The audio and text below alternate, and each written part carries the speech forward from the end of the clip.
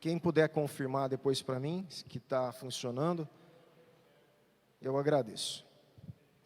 Nós vamos hoje, abre a tua Bíblia aí já, em Atos capítulo 23. Eu vou fazer uma retomada da história com vocês, o que está acontecendo aqui, para você me acompanhar. Nós estamos lendo Atos, vamos continuar.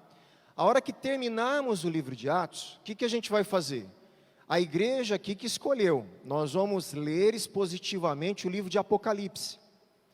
É um livro difícil, com várias questões delicadas, mas nós vamos nos empenhar aqui ao máximo, a ler Apocalipse juntos, e expor o texto, para a gente entender a mensagem original do livro. Tá? Então, para isso, nós estamos caminhando aqui em Atos. Nós vimos em Atos, quem acompanhou, a primeira viagem missionária de Paulo, vimos a segunda viagem missionária de Paulo, a terceira viagem missionária de Paulo, e agora nós estamos iniciando na última viagem, chamada viagem de Paulo a Roma, que ele vai agora pregar, Jesus manda ele pregar em Roma, mas ele vai não como um turista para Roma, ele não vai como um missionário que escolheu, ele não vai enviado por nenhuma igreja. O jeito que Jesus leva ele para Roma é como prisioneiro, e ele vai como prisioneiro. Nós estamos aqui no momento que Paulo estava lá no templo de Jerusalém, pregando ali, na verdade, pregando não, ele estava fazendo algo que a gente vai ver, fazendo coisas relacionadas ao templo judaico. Aí uma galerinha lá da Ásia, uns judeus lá da Ásia, fala para, esse cara aí está atormentando todo mundo. E aí eles fazem um motim lá dentro, o pessoal pega Paulo, gente, dentro do templo, leva para fora, começa a espancar Paulo. Olha só o nível de questão, porque ele estava pregando o evangelho.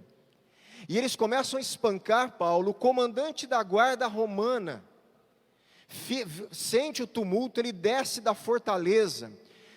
O templo de Herodes, que é o templo da época dos apóstolos e templo da época de Jesus, ele tem um anexo que era uma fortaleza, chamada Fortaleza Antônia.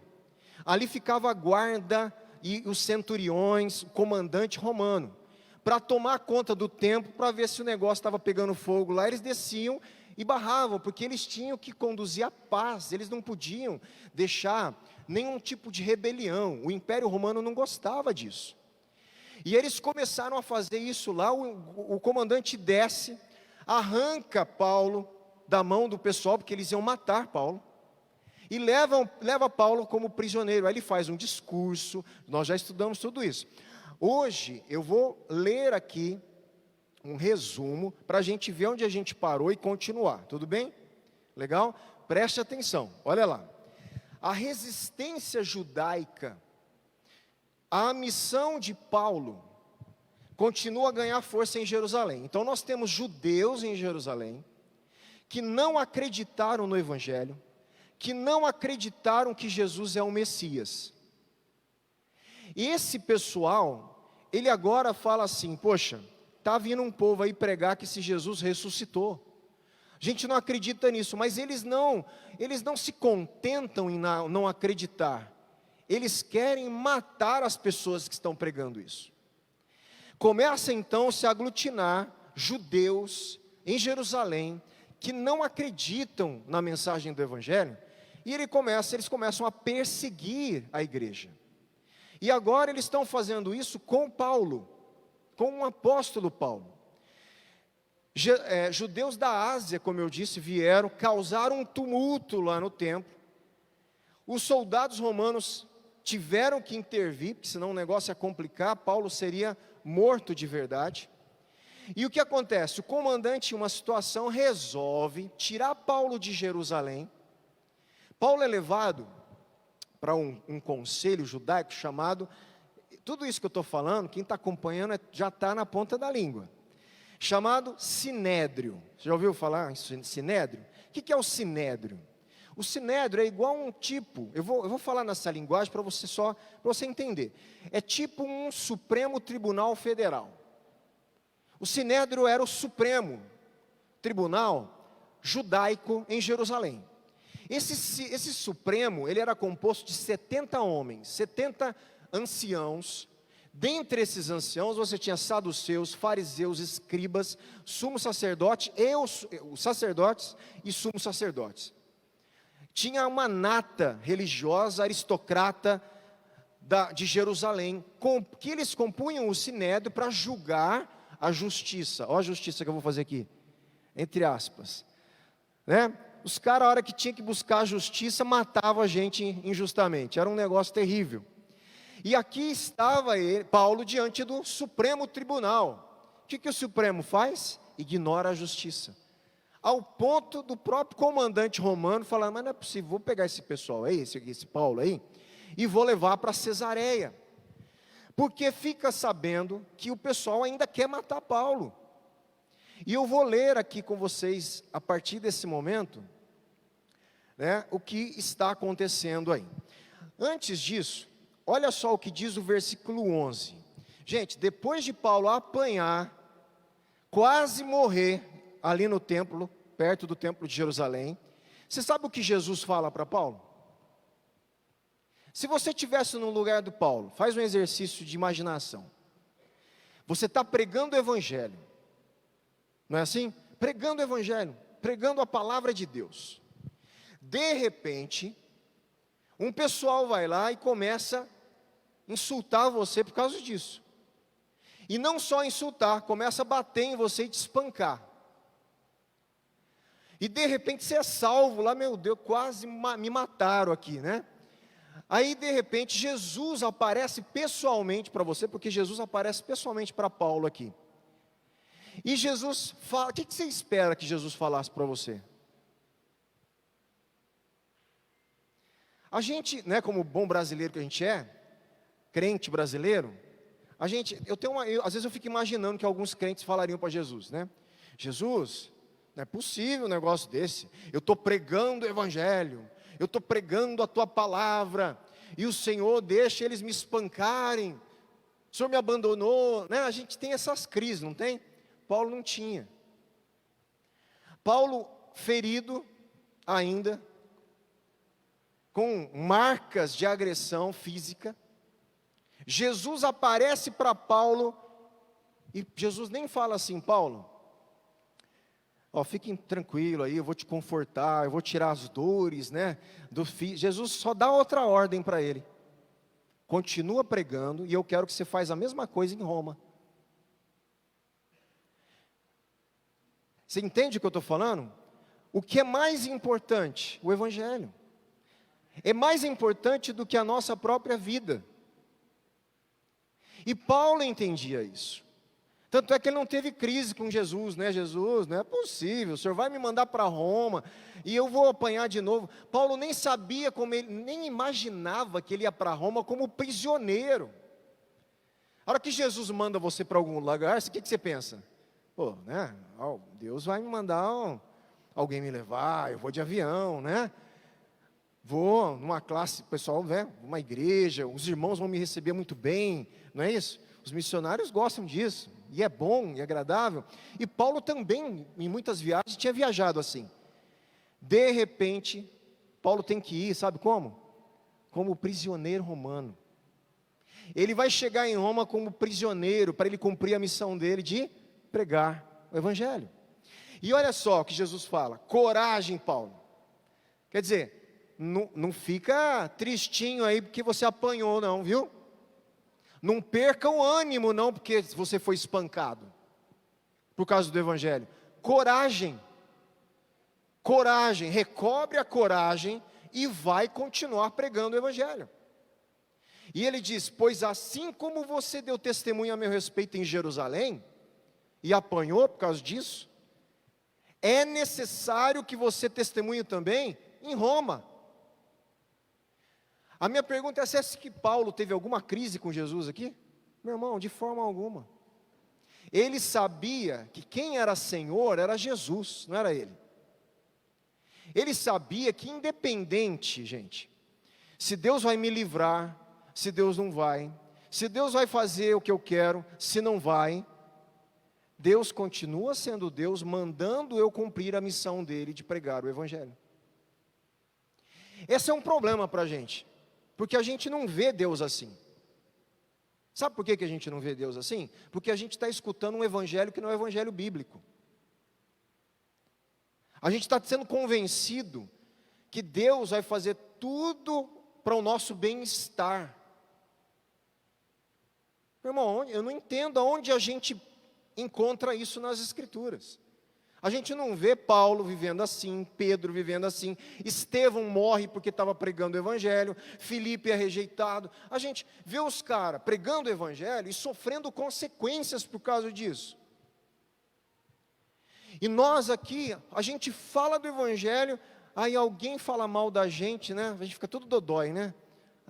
Cara, né? Fico falando, falo de Deus, o povo fica lá agora me ignorando, não sei o quê. Meu irmão, aceite as consequências de viver com Deus.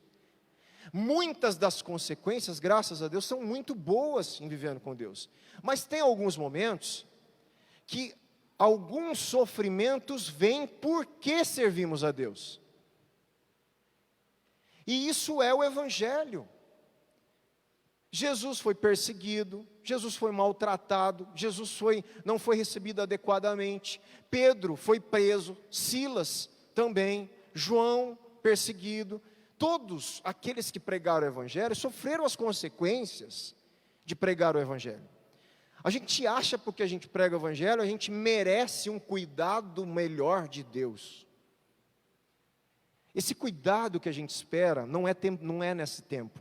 É na segunda vinda, aonde não haverá dor, sofrimento, tristeza, não vai haver mais nada.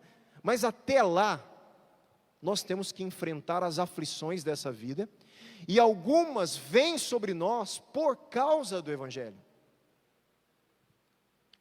E nós temos que ler a Bíblia adequadamente, para não sermos enganados. Quantas pessoas frustradas com Deus a gente vê, porque ouvia a vida inteira, que Deus ia fazer tudo o que ela pedia, que Deus ia atender todos os pedidos dela, que se ela desse tantos reais na igreja, Deus ia atender o coração dela. Aí a gente vê que não acontece, a pessoa chega uma hora que ela se frustra com Deus, e sai da igreja, abandona a fé, como que se Deus tivesse falhado com ela. Meu irmão, Deus não falhou com ninguém. Você que está cobrando Deus de uma coisa que Ele não te prometeu. Mas o pastor falou, pois o pastor estava pregando coisa errada.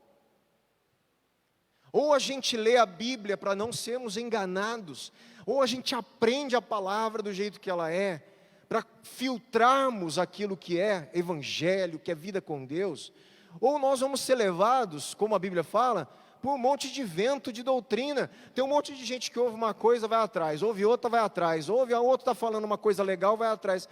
Pelo amor de Deus, gente, para não sermos levados por esse tipo de coisa, nós temos que ler a Bíblia e entender a palavra de Deus, e essa é a proposta nas terças-feiras, né? Me perdoe, parece, é toda uma introdução, ainda é o primeiro dia, eu preciso fazer essa explanação, para você falar, poxa, eu preciso estar ali nas terças-feiras, eu quero ler a Bíblia, eu quero entender a palavra, né?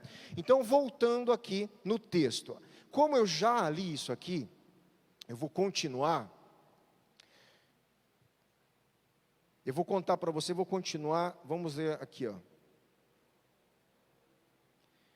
O comandante aqui, lá no versículo 25, o comandante ele escreve uma carta ao governador Félix. Por quê? Porque lembra que ele está querendo tirar Paulo de Jerusalém, porque o pessoal está querendo matar ele ali, você lembra?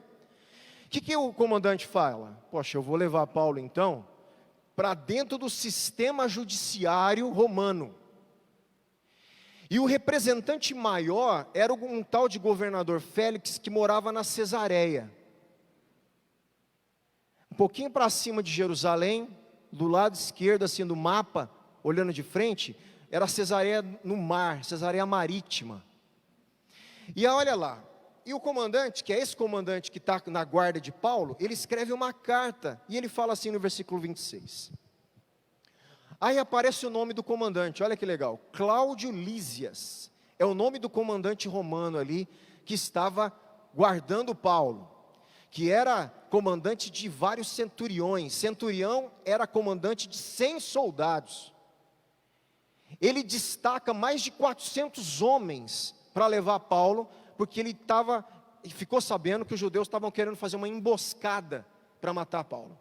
Ele faz um destacamento de cavalaria, dá uma montaria para Paulo, para ele ir a cavalo, tudo para proteger Paulo e não deixar os judeus matarem Paulo, porque ele queria que Paulo fosse ouvido, julgado. E o que está acontecendo? Ele não entendia. Aí ele escreve assim: Cláudio Lísias, ao excelentíssimo governador Félix, saudações. Uma carta formal aí, certo?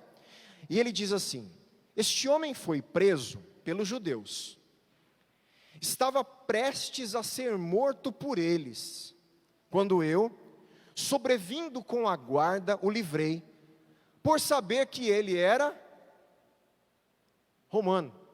Sabe por que o comandante da guarda não açoitou Paulo? Porque ele era cidadão romano. O comandante da guarda ficou sabendo disso. Mas como que você é cidadão romano? Porque nem todo mundo era cidadão. O cidadão tinha direitos que as outras pessoas não tinham. O comandante fala que para ele ser cidadão romano, ele teve que pagar caro a cidadania. Sabe como que Paulo era cidadão romano? De nascença. E ele não ousa tocar mais em Paulo, na hora que ele fica sabendo que ele era cidadão romano. E ele escreve para o governador. Eu peguei ele lá do meio, porque ele é romano, o governador Félix. A gente não pode mexer com ele de qualquer jeito. Querendo certificar-me do motivo, versículo 28. Por que o acusavam, levei ao Supremo Tribunal Federal Judaico, Sinédrio. Então o comandante fala assim: olha, governador, para eu ver o que estava acontecendo, por que eles estavam querendo matar Paulo, eu levei eles para o órgão de justiça deles. Mas não deu muito certo, né, o que eu estou falando. Descobri, versículo 29, que ele era acusado de coisas referentes à lei deles, mas nada que justificasse morte, ou mesmo prisão. Então o comandante fala: peraí, esse cara não é criminoso, Paulo não é criminoso, por que estão querendo matar ele? Ele está lá em desavença com algumas coisas lá com os judeus, mas o que ele está fazendo não é crime. Ele não é passível de morte o que ele está fazendo. Isso ele está escrevendo ao governador. Sendo eu informado de que ia haver uma emboscada contra esse homem, tratei de enviá-lo imediatamente ao Senhor, intimando também os acusadores a irem dizer na sua presença o que eles têm contra ele. Passe bem, né? Então essa é a carta do comandante. Então, governador, Paulo está indo para aí. Falei para o pessoal do Sinédrio ir também aí, e o senhor que ouça, e resolva a justiça aí, desse negócio que está acontecendo. Então os soldados, conforme lhes foi ordenado, pegaram Paulo, durante a noite, o conduziram até Antipátride.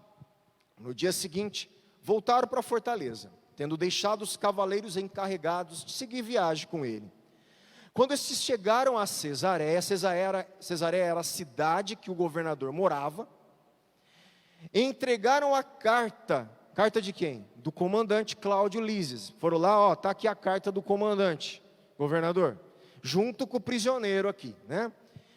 E também lhe apresentaram Paulo. Lida a carta, o governador perguntou de que província Paulo era.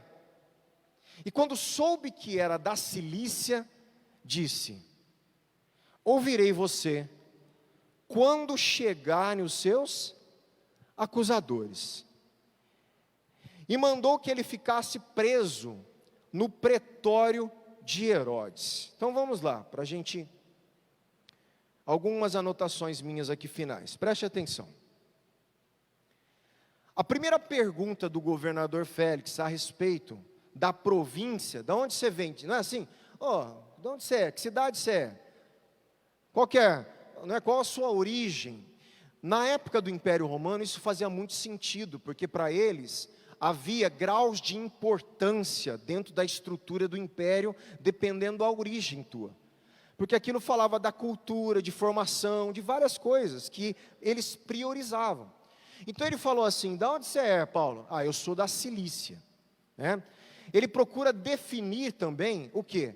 A jurisdição para um cidadão romano: vamos ver se você da Cilícia, sou eu que tenho que julgar você, se sou eu aqui que represento, né, a jurisdição, pertence a mim julgar o teu caso.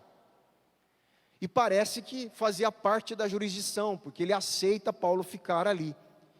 Na verdade, a Cilícia estava debaixo da jurisdição da Síria, governado por um legado romano. Uma vez que Félix se reporta à Síria, supostamente resolve que ele pode tratar do caso. O pretório é um antigo palácio, gente, né, do Herodes. Tem um lugar onde prisioneiros podem ser mantidos sob vigilância contínua. Então, o que está acontecendo aqui? Vamos retomar para a gente já iniciar hoje o capítulo 24. O que está acontecendo?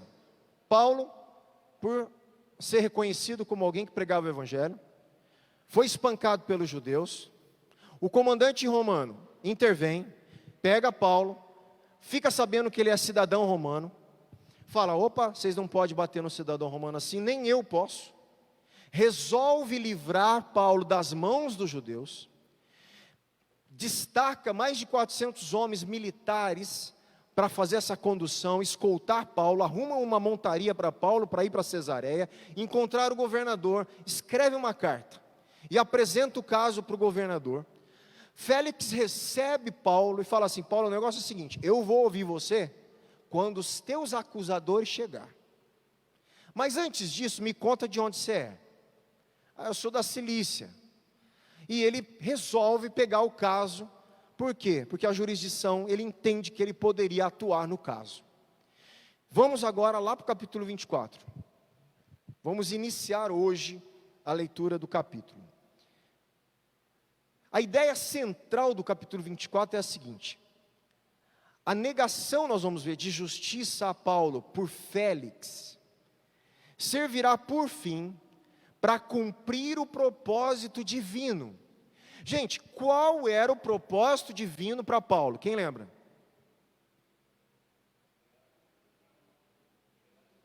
Pregar em Roma. O propósito divino, a ordem era: do jeito que você pregou em Jerusalém, vai pregar em Roma. Então, tudo que está acontecendo, inclusive as coisas ruins, estão colaborando para que Paulo vá a Roma. Porque o plano de Deus não é que Paulo não seja espancado. O plano de Deus não é que Paulo seja absolvido da justiça, na justiça humana. O plano de Deus não é mostrar que Paulo era inocente diante da justiça romana. O plano de Deus é: eu não estou nem aí se eles te culpam ou não. Você vai como prisioneiro pregar em Roma. É a mesma coisa. Imagine você, como cristão, você fala: Deus, eu topo pregar em qualquer lugar. Não é assim? Aí de repente, Deus fala assim: você vai pregar na penitenciária, né, de segurança máxima de tal lugar. Deus quer que você pregue lá. Aí você fala: tudo bem, o que a gente espera? Que a igreja, ou eu pego meu carro, não é isso? Vou lá, tenho acesso com a carteirinha de pastor, de missionário, né? Que eu seja bem recebido, né, pelo pessoal ali, como chama aqueles agentes, né? Agentes penitenciários, me recebo o diretor da penitenciária: olha, pastor, pode entrar, né? Nós vamos dar acesso aqui, você pode pregar o evangelho. E de repente, Deus só não tinha falado que eu ia ser acusado injustamente, preso injustamente, encarcerado injustamente e ainda levado para a penitenciária de segurança máxima injustamente para eu pregar o evangelho lá. Você já pensou nisso? Você já pensou você no lugar de Paulo, o que você falaria para Deus?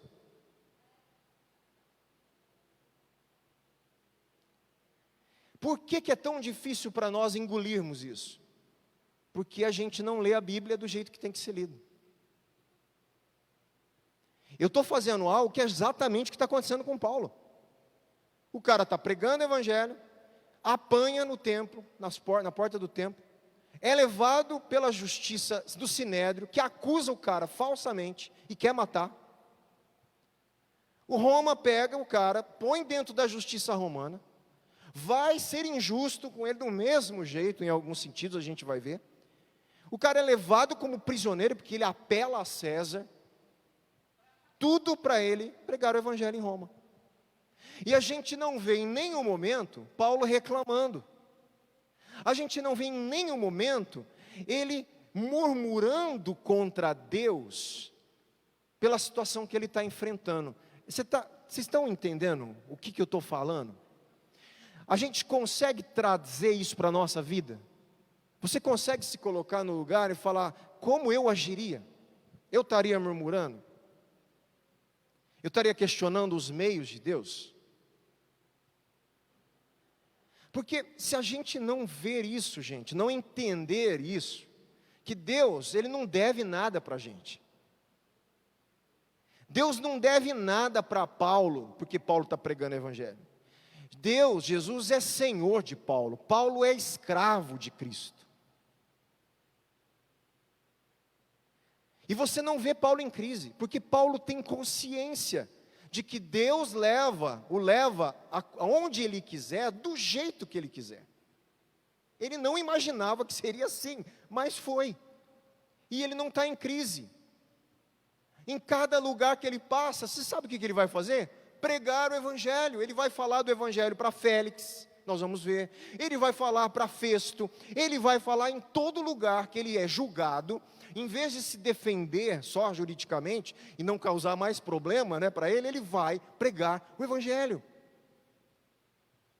Porque essa é a vida do cristão, é a missão da igreja que Paulo encarnou e assumiu. Mais do que a minha vida, o Evangelho é importante. Mais do que o meu bem-estar, o Evangelho é importante. Mais do que Deus ficar satisfazendo os meus desejos pessoais, o Evangelho é importante. E eu sei que o que eu estou falando é difícil para mim, é difícil para você, porque a nossa mentalidade brasileira, de igreja ocidental, não sabe o que é isso. Nós temos irmãos no mundo que sabem o que é sofrer pelo Evangelho, que são perseguidos, que são jurados de morte por causa do Evangelho. Irmãos nossos que estão em algumas regiões da China vivem assim. Irmãos nossos que vivem na Coreia do Norte vivem assim. Irmãos nossos que vivem em alguns lugares de radicalismo, não são todos, mas o radicalismo islã. E quando fica sabendo que alguém, ente querido, se converte, a própria família vai matar.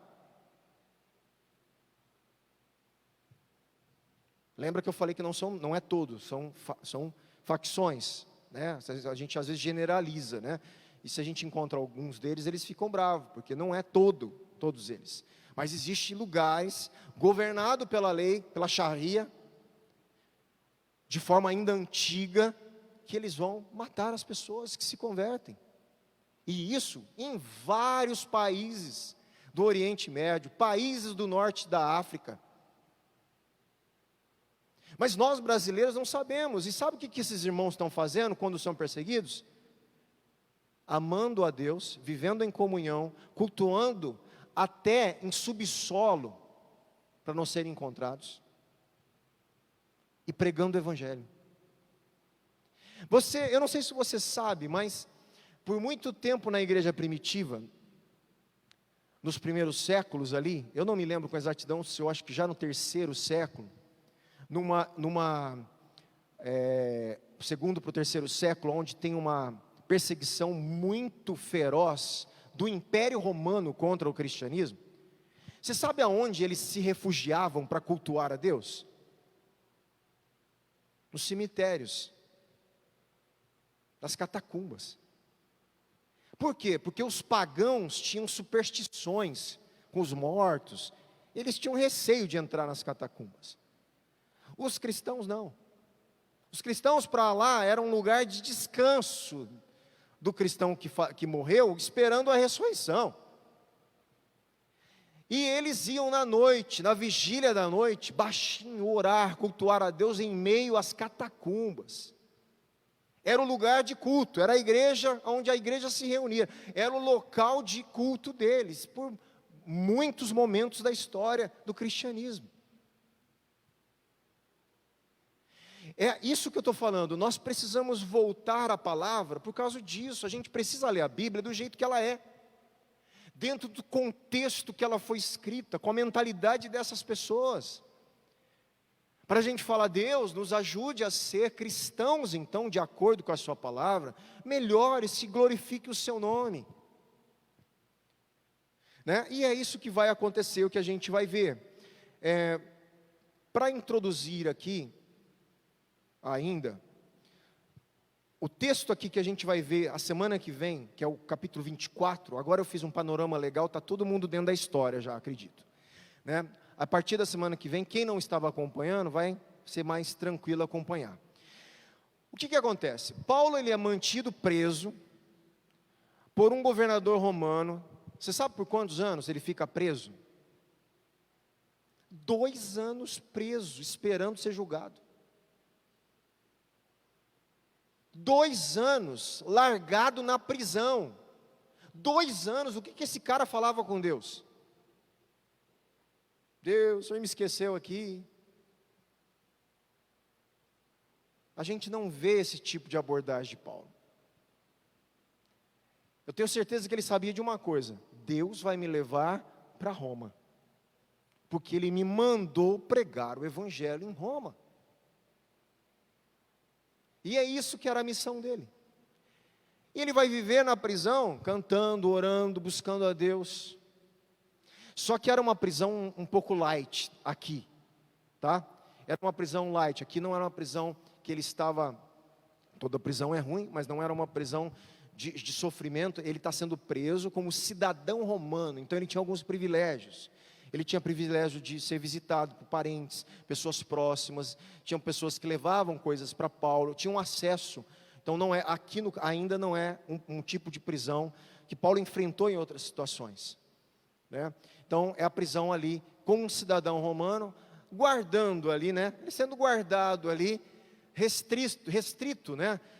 Por um lugar para ele ser julgado. Mas os caras esqueceram dele lá. Não tinha muito interesse do governador de julgar ele.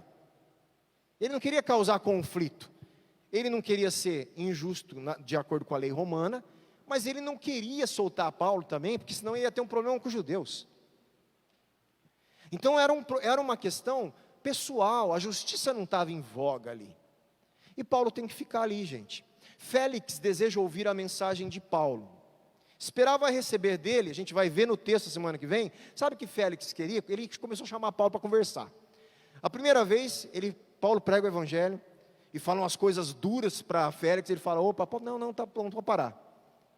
Paulo fala de julgamento vindouro, fala de domínio próprio. Félix não gostou. Fala: não, esse negócio está muito para mim, né? A gente não gosta de ouvir essas coisas. Nem Félix gostou. Não, tá bom, Paulo, para, tá bom, outra hora a gente conversa.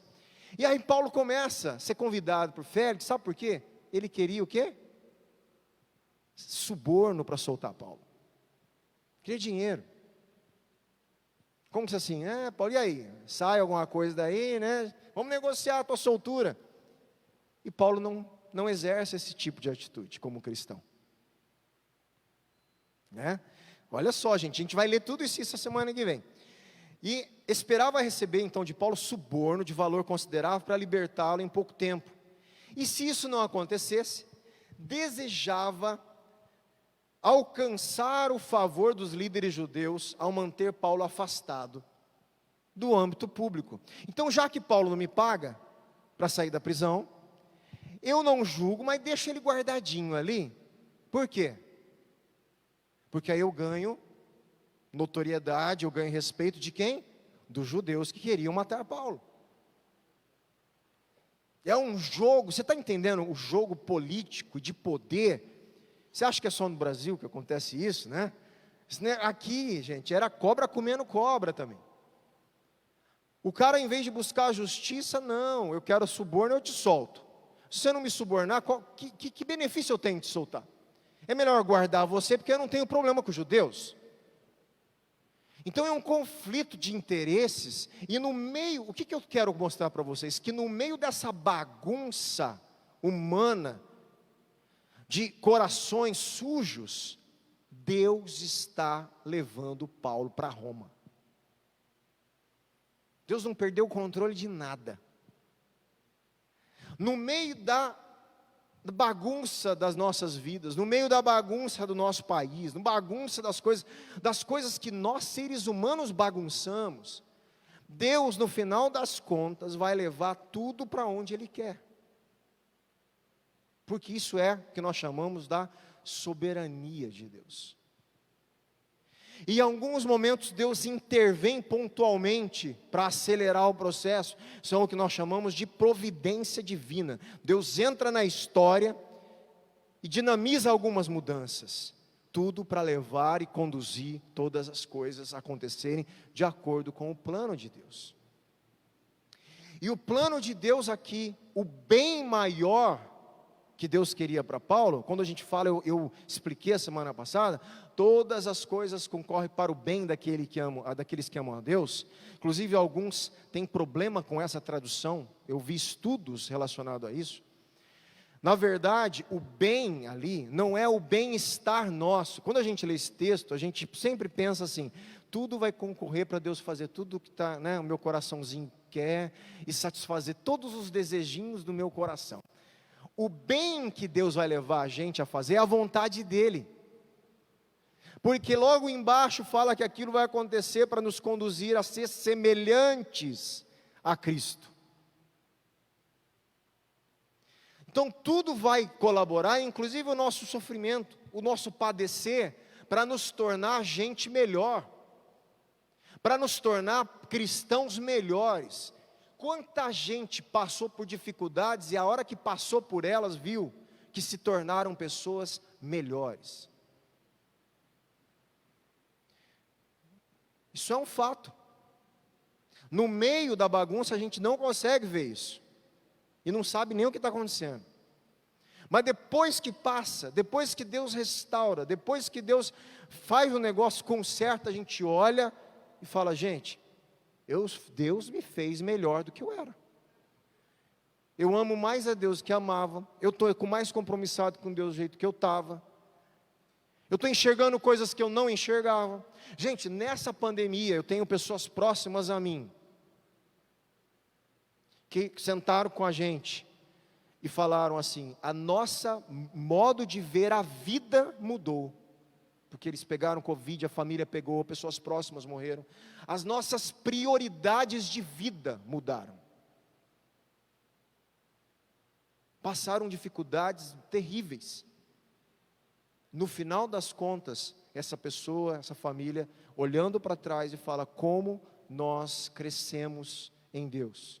Como a vida nossa mudou, como os valores mudaram. Mas ninguém quer passar. Ninguém mesmo, nem eles querem passar, a gente não quer passar. Mas quando passa, se nós estamos em Cristo, o resultado final é Deus trabalhando na nossa vida. No processo é difícil ver, mas a hora que passa a gente olha, opa, passou, Deus, obrigado, porque eu não aguentava mais, não é assim? Passar por esse negócio aí. Mas você se tornou alguém melhor. O pior são aqueles que passam e não se arrependem. Passam pelas situações e não refletem. Passam pelas coisas e não amadurecem. É pior, são os cabeça dura, né? São aqueles obstinados, teimosos, que a Bíblia chama de dura cerviz. Que Deus corrigia, castigava e o cara se tornava pior. E quanto mais Deus falava com eles, mais Deus disciplinava, mais eles se endureciam. E Deus falava, mas não é possível. Vocês são pessoas de dura cerviz, orgulhosos, não se curvam à vontade de Deus. E tem um monte de gente também assim, que ao invés de aprender e sair gente melhor no sofrimento, fica pior. Você fala, meu Deus, o cara não aprendeu com isso que passou. Mas não é possível. Pessoas que passam por situações terríveis, e a hora que saem orgulhosas daquilo ainda. Soberbas, ao invés de quebrantados e humilhados diante de Deus. Aí você fala, meu Deus, você não aprendeu nada. Então, que a gente possa entender, Deus está no controle. E a nossa vida, se você é cristão, eu vou encerrar com isso, para a gente continuar a semana que vem. Se você é cristão, se você acredita de fato em Cristo, na obra de Cristo, se você foi salvo pelo Evangelho, você tem que entender o seguinte, eu e você, né? A tua vida não é sua mais. Você tem um dono agora. Você tem um Senhor. Por isso que Jesus ensinou a gente a orar. Pai nosso, que estás nos céus, seja feita a minha vontade. É assim? Seja feita a tua vontade. A vontade que deve ser feita não é a minha. Seja feita a tua vontade, assim na terra como no céu. Venha o seu reino, não é o meu governo. O reino é governo, autoridade, domínio, soberania. O reino é dele, a soberania é dele, que venha sobre a minha vida e me governe. Agora, tem cristãos que estão na igreja e não querem ser governados por Deus. O que a gente vai fazer agora, aos poucos aqui, né, conversando, qual que é o esquema nosso? Gente, o que dita a última palavra aqui? A palavra de Deus. O que a palavra de Deus fala, a gente tem que se dobrar e obedecer. É isso. Se a palavra de Deus fala que nós temos que amar o nosso irmão, a gente não tem escolha. Se a palavra de Deus fala que eu tenho que considerar o outro melhor do que eu, você não tem escolha, está lá. E se você não consegue, você está em pecado. Você tem que se arrepender, buscar em Deus arrependimento, falar, Deus, eu não consigo, tenho dificuldade, mas reconhecer isso. Porque aí o Espírito Santo vai trabalhar isso em você. Se você tem inveja do seu irmão, porque ele faz alguma coisa melhor do que você, isso é pecado. Gente, são coisas tão básicas, que a gente encontra na igreja umas coisas dessas, a gente fala, gente, que mundo evangélico é esse que a gente está vivendo? A Bíblia fala para você se alegrar com os que se alegram. Se você fica bicudo porque Deus deu para o outro e não deu para você, está pecando contra Deus. Está ferindo a santidade do corpo. E Deus faz isso, ao contrário do que muitos pais pensam. Como que se eu tivesse que dar tudo igual para os meus 3 filhos em todos os momentos. A gente acha que como pai, né, a gente é obrigado a fazer isso. Eu ensinei aos meus filhos que eu não tenho essa obrigação, que tem hora que eu vou dar coisas para a Damaris que eu não vou dar para os dois. E ponto final. E os outros não tem que ficar bicudo, tem que aprender, porque é a hora dela. E eu vou dar coisas às vezes para o Davi que não vou dar para o outro, e para o Benjamin. E pronto. Sem crise, sabe por quê? Porque Deus dá coisa para mim que não dá para você, Deus dá coisa para você que não dá para mim.